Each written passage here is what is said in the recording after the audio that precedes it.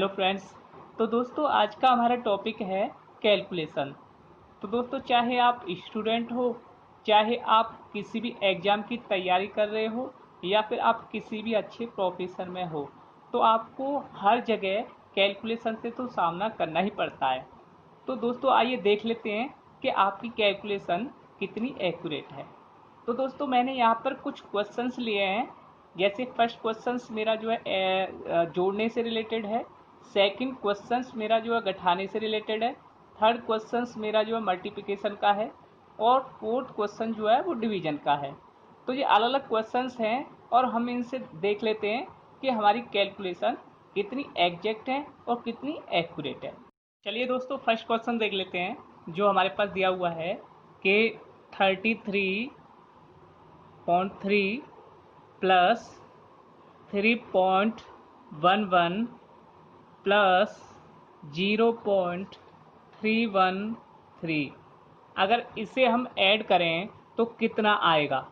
तो नॉर्मली जो सब लोग करते हैं हम क्या करेंगे कि 3.11 0.313, आंसर क्या लिखेंगे 3 2 तीनों 3 6 7 6 और 3, यानी डायरेक्ट हम आंसर लिखेंगे 36.723, यानी ऑप्शन हम फर्स्ट वाला झट से टिक कर देंगे।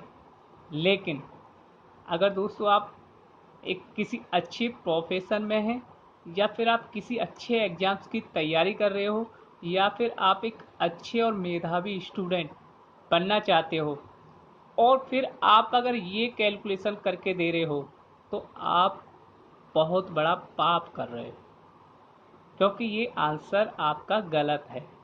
तो चलो आइए आओ देख लेते हैं कि इसकी सही कैलकुलेशन कैसे होगी। तो दोस्तों जोड़ने और घटाने के लिए एक स्टेप है, वो मैं आपको दिखा देता हूँ। स्टेप क्या है,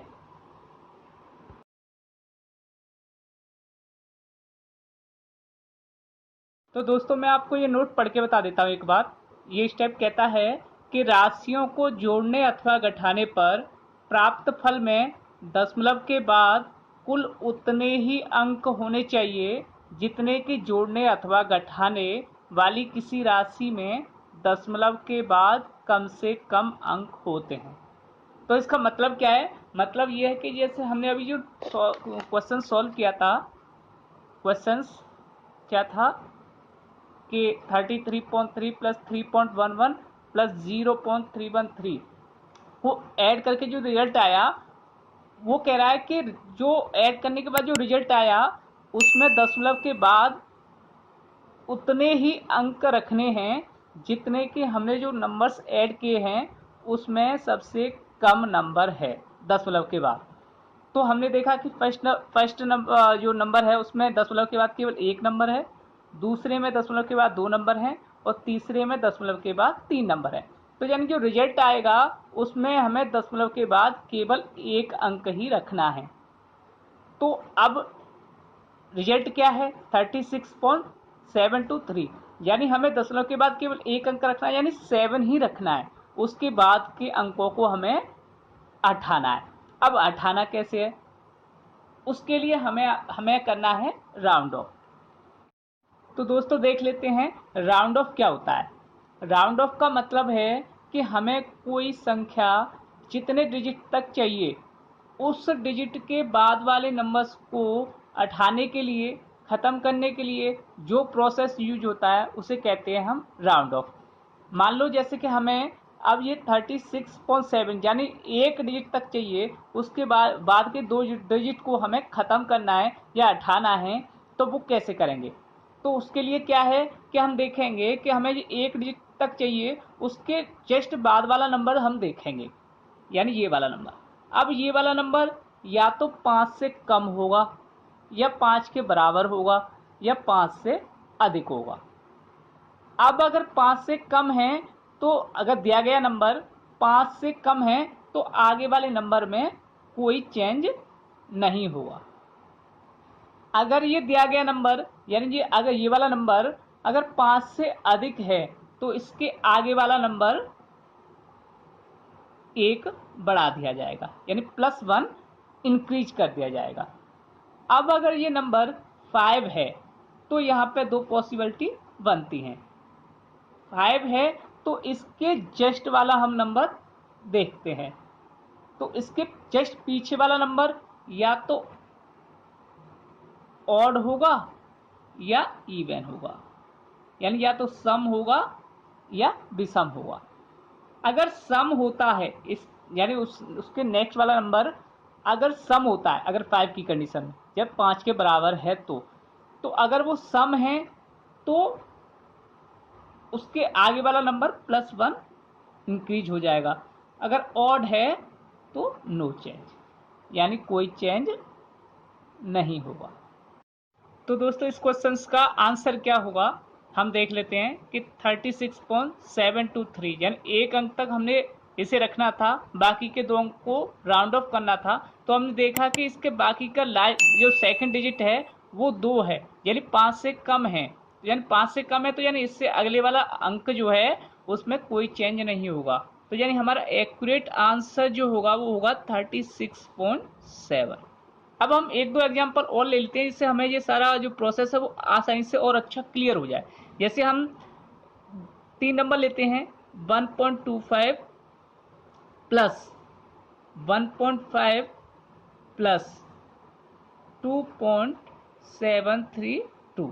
जैसे हम अब इन्हें ऐड करें तो हमारा आंसर क्या होगा। अगर हम नॉर्मली आंसर अगर देखें तो 1.25 1.5 और 2.732 क्या आएगा, 2 5 3 8 7 2 9 14 की 4 1 2 1 3 1 4 1 5, यानी नॉर्मली आंसर हमारा आ रहा है 5.482। अब लेकिन हमें पता है कि भाई जो हमने ऐड कर रहे हैं उसमें सबसे कम नंबर कितना है दशमलव के बाद 1, यानी हमें जो आंसर है उसको भी केवल 1 डिजिट तक रखना है, बाकी के दो डिजिट हैं उन्हें राउंड ऑफ कर देना है। तो हमने देखा कि ये डिजिट तो रखा, इसके जस्ट बाद वाला जो नंबर है वो देखा, हमने देखा कि 5 से ज़्यादा है। अब 5 से ज़्यादा है तो ये इसके अगले वाला नंबर 1 बढ़ जाएगा, यानी आंसर हमारा क्या आएगा 5.5। That is the correct answer. अब हम नेक्स्ट क्वेश्चन ले लेते हैं माइनस घटाने वाला। उसमें क्या है कि 62.831 माइनस 24.5492, यानी हमें इसमें से ये घटाना है।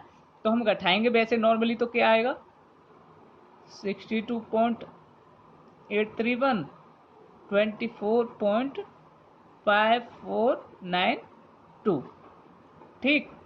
हम घटाएंगे तो क्या आएगा, 10 में से 2 तो 8, ये 10 में से 9 गए तो 1, ये 2 12 में से 4 गए तो 8, और ये 7 में से 5 गए तो 2, 12 में से 4 गए तो 8, और यह यहाँ पर रह गया 5 में से 2 गए तो 3, यानी 38.2818। एक्चुअली में हम डायरेक्ट आंसर ये लिखेंगे, लेकिन अब हमें करना क्या है, हमने देखा जो रूल्स पढ़ा, हमने देखा कि दशमलव के बाद सबसे कम अंक कितने हैं 3, तो जो आंसर है उसमें हमें दशमलव के बाद केवल 3 अंक ही रखने हैं। तो 3 अंक हमें रखने हैं, यानी यहाँ तक रखे हमने 3 अंक, उसके बाद के अंक हमें राउंड ऑफ करने हैं।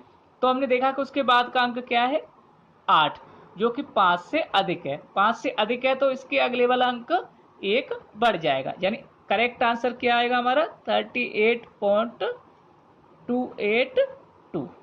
That's is the correct answer, यानी हम देख लेते हैं 38.282, that's is the correct answer. First वाले का क्या था 36.72, दैट्स द करेक्ट आंसर। इसी प्रकार से मल्टीप्लिकेशन और डिवीजन के लिए नोट सेकंड है, अगर आप उसे भी डिटेल में समझना चाहते हैं तो मुझे कमेंट करें। Thank you.